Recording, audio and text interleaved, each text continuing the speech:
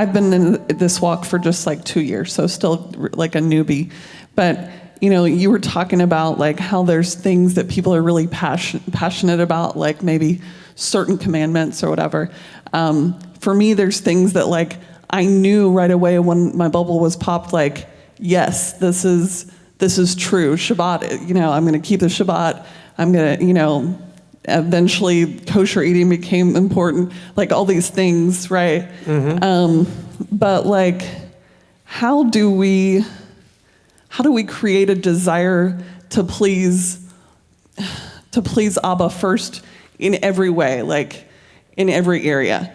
I don't know if I'm wording this right, but like what I noticed, last night at the Torah study, I had a thought.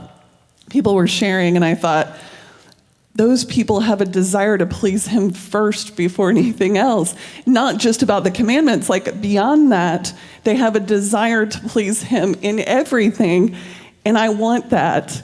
I want to be doing like a normal daily thing, and for it to be my first desire to be like, would this please Abba? All right. So my question is, how do we get that? Well, why isn't it there? That's a good question. It's the answer was in the teaching today, belief.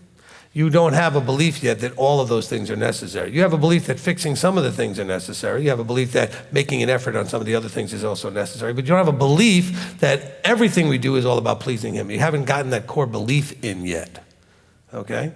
And so it's a driving belief that makes the difference. You believed that Sunday wasn't the right day and you moved to Saturday. That was a nice mechanical change. You believed you shouldn't eat certain things. And so you changed your diet, right? You went to Leviticus 11, you found out what the difference was there. You found out about holy days and you fixed those things.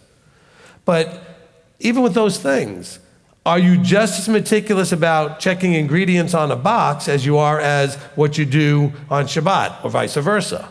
Some people decide to get really, very detail focused on one commandment, but not use that same detail focus on all the commandments.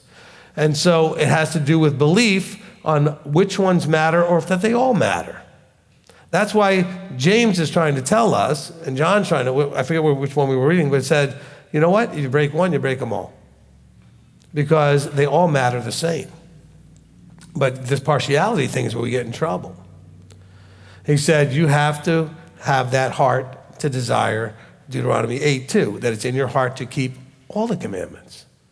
But the heart has to be the same heart. The reason you don't have that yet is because you've been one at a time fixing mistakes that were in there. Oh, I was on the wrong day, I was eating the wrong way, I was keeping the wrong holy days. So you're just fixing these little mistakes.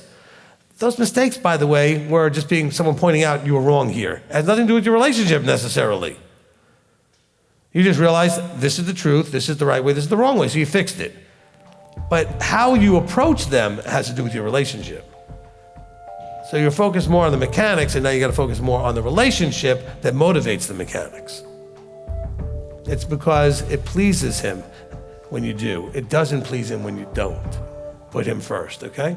And so that's the difference. So you have a belief issue.